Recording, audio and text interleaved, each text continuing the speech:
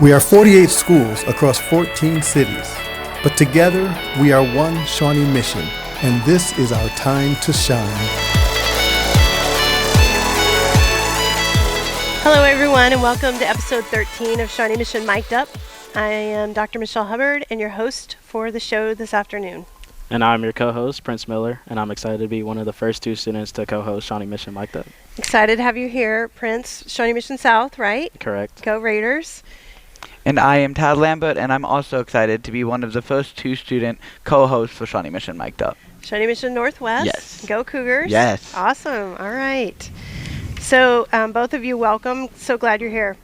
On our last episode, we spent some time talking about the Shawnee Mission Area Council PTA Clothing Exchange, which, if you two don't know about the exchange, it's an amazing place for any Shawnee Mission student, pre-K through 12th grade, to go if you need clothing. And so not only for families that are in need of clothing, but also like maybe you have an interview that you don't have nice clothes for. They have that. They have prom dresses for girls, but it's just a great place for our families. And it's ran by our PTA volunteers, so we're really thankful to have all those volunteers in the school district and just help us get to where we are. But if you haven't seen that, I would encourage you all to go back and watch Shawnee Mission Mic'd Up episode 12. So tonight we're here and we have a very different twist on Shawnee Mission Mic'd Up. We are recording live at Shawnee Mission South basketball game tonight, where we have the Shawnee Mission Raiders playing the Shawnee Mission Northwest Cougars. And the Shawnee Mission girls, Shawnee Mission South girls, are ranked number 1 in the state. Undefeated. Undefeated. What's their record? 13-0 now, I believe. 13-0 after tonight, right? Yeah. We just finished the girls' game and headed into the boys' game, but that's really exciting. And then we also have the Shawnee Mission Northwest Cougar boys that are ranked number 1. Yes, undefeated. Undefeated. What's their record? I think we're 13-0. Okay, and then we'll see what the outcome of the game is tonight. So once we finish up, I know we'll all be out there cheering on both of the respective teams. So I have to come in with the house divided. I love the Raiders and the Cougars. So, well, let's get started. And I do want to recognize that we also have 3 student reporters out doing some interviews with our fans. Who are the reporters from Shawnee Mission South? Charlie Jen and Tyler Lonazak. All right, and the reporters from Northwest? We have Patrick Marks. Nice. So Patrick and Tyler and Charlie, and I know they'll be doing a great job. So let's get started. School culture and spirit are so important to our high school, so let's turn it to our reporters to see what our crowd thinks about how sports support school culture. Awesome. Let's go. How do you feel about having a winning team at SMS, and how does that help with the culture of our school? Honestly, just having a really good girls basketball team, we are undefeated, and that's just really good for us because I don't know, the environment is just really good. And then for the boys basketball, they have a winning record, so it just brings us closer together, and we're all just hype and It feels good to be able to come out and support our team. Even though it's not at our school, it's still good to come out and let them know that there's someone here supporting them. Why do you think so many people like to come to the games that are after school? Well, because we are South Side. We are Shawnee Mission South, and we have the biggest community out here. And even if we're not playing good, we still show up and we show out. But this year is really special for basketball especially, so we have that extra support here at South. What are your emotions when your daughter's on the varsity court? I grew up around basketball. I'm it's kind of surreal. This is our 4th kid that come through this program, so her being the last one, a little bit different, but I tend to stay pretty even keeled through it all. I'm I'm just supporting her. She's happy. And what is the theme here tonight in the student section on the road at South? It's pajamas. How do you feel about the game tonight? You think we're going to keep it going undefeated? I think we are. I think it's going to be really fun. Because what? Are we number 1? Yeah. Yeah, we're number 1, so I don't think it can beat us. Northwest is best. All right, so as we heard from our student fans, being here in the crowd is just so amazing, and I know our student sections love to be here, and it's fun to watch just how they land, where they sit, their favorite cheers, and all those things that we will hear from our crowd tonight. So I know that I heard one of our students mention that the theme for Shawnee Mission Northwest is Pajamas. Pajamas, and our theme for Shawnee Mission South? Camo. Camo. Cougar awesome. hunting. Cougar, on the cougar hunt. I love it. I love it. So I know that at all of our games, we always have a theme. So how do we get to the themes? I know probably there might be other students that might better ask that question, but generally speaking, tell me how we get to a theme. Basically, it's the student council. They all come together and they drop a sort of like a schedule for all the games of what the theme will be for each game. Sometimes it may change at the last minute, but just gives the students an opportunity to get together before the game, kind of bond together pregame, do whatever they need to do before they come to the game. So is the schedule out there for the year, or is it like week by week? For the year. Okay. But there's always a reminder weekly. And so the camo is very intentional with Shawnee Mission Northwest, I'm guessing. Yeah. Okay. All right. How about for you guys? So for us, we have a Spirit Club come up with all of the themes in advance, and they release them before the season for every game where we'll play in, if the theme has any reason, why, and they work with our administration super closely to make that all happen. Awesome. Well, I think we ought to go back out into the gym and see what's happening out in the gym and see what Patrick and Tyler and Charlie are finding out from our fans. All right? How is the order kind of decided in the student section? Like, who gets to sit in the front? Is it best costumes? Is it seniority, first come, first serve? Well, unfortunately, it's usually seniority. So even though, if I'm the first one here with some friends and we're all juniors, and we sit in the front row while we're there, the seniors will just come in, they'll just kick us out to the second or third row. It's kind of stupid, but that's unfortunately how it works. And I get it. Well, I'm be glad to do it next year. How does it make you feel with all the student support you're getting?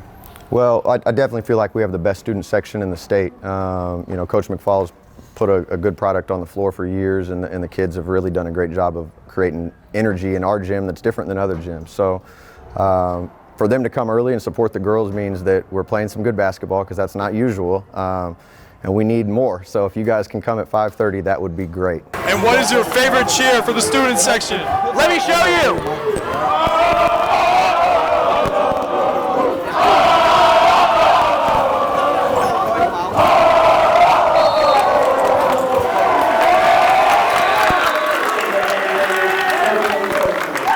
All right, so now we're back. It's always fun to be out in the gym and watch all of our athletes, and not just the athletes, but we have our band playing, we have students working all over, we have our cheerleaders in the concession stand, we have our students working. So it's just fun to have such a collaborative community around this idea of high school sports. So what does it mean, Tad, I'm going to start with you. What does it mean to have a winning team? Oh, it's awesome. It's just such a good environment in the school. Everyone's so excited for the next varsity game. They're always talking about the theme, who will play in, what the record is. Everyone's just super excited, waiting for the next Tuesday, Friday night to show up and see if we're going to keep the undefeated record going strong. Nice. And does it make for larger crowds? I'd say so. Our last game against Mill Valley, the entire student section was packed. I couldn't even find a spot. Great. And I know these girls at Shawnee Mission South have had a great run, right? Most of them are seniors. Most of our starters are seniors, right? Yeah, four of them. And they went to the state championship, the state tournament last year. Yeah. And I know they're really pushing for another run this year. Prince, tell me just a little bit about the documentary you did on the Shawnee Mission South Raiders. So basically, it's a docuseries following our girls team. They went undefeated last year. Then when they went to state, they lost there. So it's just following them, kind of starting from level 0, trying to go back up and get back to where they were, and then finish it all the way through. And then we kind of dig deep into the players' mental state, and try and see them and get to know them more on a personal level. So with this amazing team, I know there's some records happening. Tell me about some of those records that these ladies have accomplished. First, it was Cameron Smith. She hit 1,000 points at the West game. Then Zai, she hit 1,000 points at our McPherson game, the McPherson tournament. And then Ashley Van Older, she hit 200 blocks. I don't remember. Oh, Olathe North. At our Olathe North game. I noticed Ashley popped some big threes tonight for the Raiders. She's a big three-point shooter. Okay, let's talk about, we haven't seen the Northwest boys play yet tonight. No, we have not. And I'm super excited to watch them. Talk to me about some of the standouts on the Shawnee Mission Northwest team. I mean, we can't talk about the boys team without our 7-foot sophomore Ethan Taylor. He just towers over whoever he's playing. But the Nixon twins are both great. Keaton is a phenomenal player. I think our height average is 6'6", so just all around super great team, all a bunch of tall guys.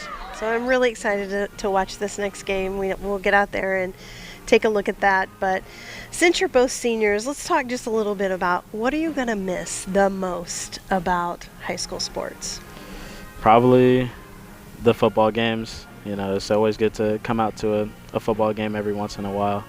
And see your team get into the end zone, score a touchdown. That's always good. The anticipation building up to it, every first down after first down, it's always good to pop out and see your team win or lose. All right. Still a good time. How about you, Ted? I just love the environment. It's just such a great atmosphere to know that, like, Friday night I can go out with a bunch of my friends and watch a good game, and the crowds are cheering, and everyone's in their school spirit, and it's just fun. It's just a fun way to spend a night. Do you have a favorite sport?